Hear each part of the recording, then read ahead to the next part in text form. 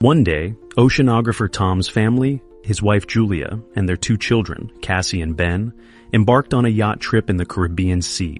While Tom and Ben were busy fishing and Cassie was absorbed in her gadget, Julia decided to take a swim. Suddenly, she felt something unsettling. Julia glanced around, but the sea seemed as calm as ever. Yet, she couldn't shake a growing sense of dread, as if something large and dangerous was circling beneath her. At the same time, the instruments on the yacht began to malfunction, but Tom, distracted by fishing, didn't notice. Julia started to feel worse and eventually began to drown. She screamed for help, but her family didn't hear her. The water seemed to shift, pulling her farther away from the yacht. As the situation became critical, Tom finally heard her cries. He rushed to the helm and steered the yacht toward Julia. Without hesitation, he dove into the water. With the children's help, they managed to pull Julia aboard and revive her. Tom was furious, as he always insisted that swimmers inform others before entering the water. Julia apologized, and the incident was soon forgotten. Besides, the family had a reason to celebrate. It was their son Ben's 13th birthday. Tom lit the candles on the cake, and everyone congratulated Ben as he received his gifts. Cassie took a group photo of the happy family. At that moment, Cassie's boyfriend called her. He asked about their swim, but suddenly a violent storm began in the background. Cassie grew worried, but her boyfriend reassured her that he was safe. The call cut off. Cassie told her parents about the storm on land, but then the yacht began to shake. They rushed to the deck and saw massive whale carcasses surfacing around them. Tom explained that whales could become disoriented during storms, but these animals were pushing against the yacht, threatening their safety. Tom dove into the water to investigate and returned injured. While trying to assess the situation, he cut himself on the propeller. Julia stitched up the wound on his shoulder, and Tom explained that the yacht's shafts appeared bent, likely from a tail strike. Now, they were unlikely to sail away. Later, Cassie tried to re-establish communication, but there was no signal. The radio wasn't picking up anything either. Tom began calculating their supplies. They had enough water for about 4 days, but they were on a shipping route, so someone should find them. However, ominous sounds came from outside, and when the family stepped onto the deck, they saw glowing objects falling from the sky. The objects fell closer and closer. Tom took a risk and started the engine, managing to steer the yacht away from an incoming meteorite. But the engine was finally damaged. The next object landed so close that they could see it was an artificial satellite. A strong wind began to blow, and the instruments went haywire. The terrified family hid inside the yacht as it was tossed by the waves. They put on life jackets and prepared for the worst, when a strange ringing sound filled the air, causing nosebleeds and nausea. Tom tried to signal for help with a flare gun, but it was no use. The family barely survived the night. In the morning, they were relieved to find themselves alive, but there was a gaping hole in the side of the yacht, and it was unclear why they were still afloat. The family stepped outside and froze in shock. The water was gone, and their boat was now resting on a rocky outcrop in the middle of a stony desert where the ocean once was. Sometime later, Tom tried to reassure his family, saying that not everyone could have perished. He took measurements and realized the compass was lying. North wasn't where it should be. This meant the Earth's poles had shifted. Such an event had happened before, but a long time ago. It seemed the sea had retreated to where the land used to be, and most likely, humanity had perished. Cassie couldn't bear this revelation and ran to the cabin, asking to be left alone. Julia began inventorying the remaining supplies while Ben released a bunch of colorful balloons into the sky, hoping survivors might see them and come to their aid. Meanwhile, Tom turned on the radio, sending out distress signals. Unexpectedly, he heard a response. It was from Naudo, the captain of a small submersible. They had been deep underwater when the catastrophe occurred, which was why they survived. However, all communication systems had failed, and expecting help was futile. According to his calculations, the sea would return in about a week, and it would be harsh, so the man advised them to find higher ground and stay there. Julia ordered the children to pack their things. Tom directly asked the captain if he could save their children. Naoto explained that the submersible was very small. Unfortunately, Naoto's partner had died, and he could only take one person.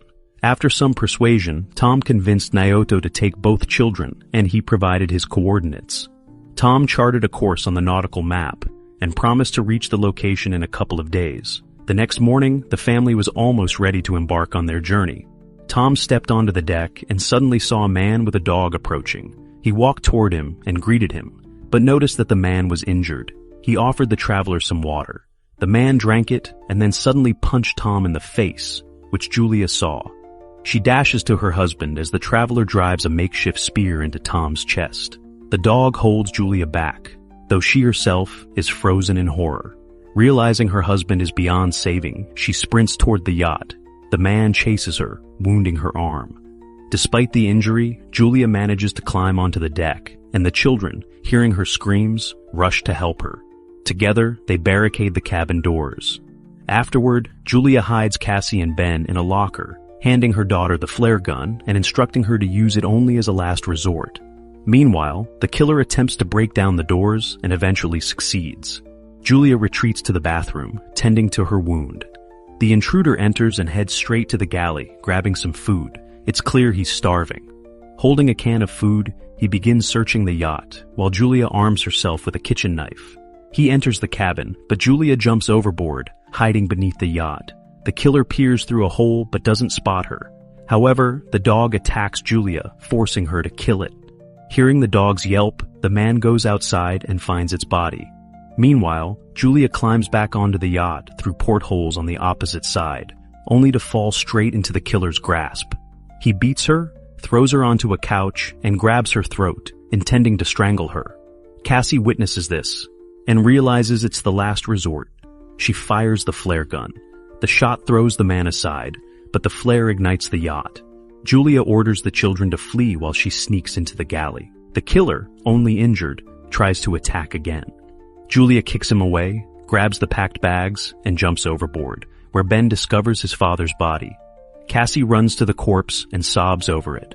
Julia kisses her deceased husband, but seeing the killer leap from the burning yacht, she takes the children and leaves. The boat explodes behind them. The family races across the stony desert and soon takes shelter in a rocky canyon with a flowing stream. However, the water is salty and undrinkable. Cassie shares a small amount of water with her brother, but he refuses to drink. The boy feels guilty, believing the killer came because he saw the balloons. Cassie voices this thought, but Julia orders her to stop and defends her son, explaining that he meant no harm. She tells the children to gather themselves as a long journey lies ahead, and then she spots the killer again, still relentlessly pursuing them. The family hurries onward. That evening, Ben finds the carcass of a hammerhead shark and tries to butcher it, but Julia sees the pursuer and orders the children to run. They soon come across a field of once flooded toxic waste barrels. Julia urges the children forward, despite the risk of contamination, knowing the killer is still close behind. The family walks along the former ocean floor, weaving through piles of plastic and other trash dumped by humans. Soon, Julia notices Ben is severely dehydrated and gives him the last drops of water. Cassie has a breakdown, convinced they have no chance of survival, but Julia commands them to keep moving. Eventually, they find the fuselage of a plane that crashed into the sea long ago and crawl inside to rest. Julia looks at the last photo of their family and recounts the story of her first meeting with Tom, which happened at her hospital, where Tom was brought with decompression sickness after a failed dive. The children weep, remembering their father and saying their final goodbyes. At night, Cassie is awakened by a noise and steps outside to sit near the plane. Out of the darkness, the killer approaches her, unaware that the girl is acting as bait. As he prepares to grab her, Julia ambushes him, stabbing the man with a knife. At dawn, the family prepares to continue their journey, only to discover the killer's body has been scavenged, a sign that something even more dangerous than humans lurks in the desert. They move on. Julia consults the map when Ben suddenly rushes ahead. His mother yells for him to stop, but the boy sprints toward a salty puddle and manages to drink a few gulps. Julia drags him away, but the boy becomes sick. Soon, they come across some plastic chairs and build a makeshift shelter from the sun, resting inside it. Suddenly, Julia hears strange sounds. She steps outside and sees something that forces her to wake the children. Realizing the new danger, they begin running. Soon, they spot a large ship in the distance, surrounded by crash containers and a few wandering people. Julia calls out to them, but they, seeing thousands of giant crabs, dash into a container and lock the doors, ignoring her pleas for help.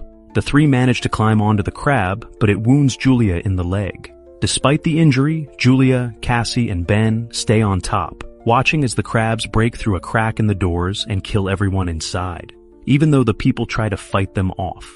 Julia ties a scarf around her leg and then passes out. The next morning, she wakes up alone, terrified, and calls for the children. However, the crabs have already moved on, and the children had gone down to search for food and weapons. Julia cauterizes her wound while Ben looks over the weapons they found. While searching through the containers, they find a small amount of food and water.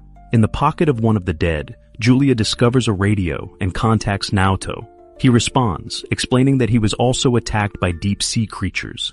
Based on what he's observed, the sea will return soon, which is why these creatures have emerged. Julia begs him to save her children, but she's unsure where to go because she's lost the map. Naoto fires a flare. Ben sees the direction of the flare, and the family rushes toward it. Soon, they spot a yellow submarine in the distance, but reaching it is difficult due to the rough terrain of the former seabed. Cassie doesn't like her mother's talk about saving the children, but Julia ignores her and pushes the family forward. They are forced to pass through a canyon filled with toxic waste. At one point, a rock slide traps them, and Julia gets separated from the children. She orders them to keep going, and when Cassie refuses, Julia pleads with her to save her brother. Cassie and Ben make it out of the canyon and reach the submarine, but inside, there's no one. Suddenly, Naoto, badly wounded, appears from behind the boat.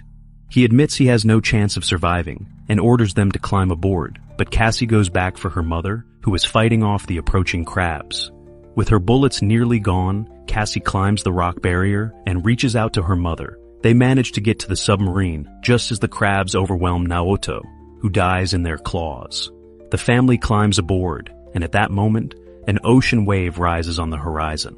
The water lifts the submarine and drags it across the rocks. As Julia watches everything that happened over the past few days flash before her eyes, she passes out. When she wakes up, she finds the vessel has come to a stop. Julia opens the hatch and the family steps out to find themselves in a ruined city carried there by the wave. And then, film ends.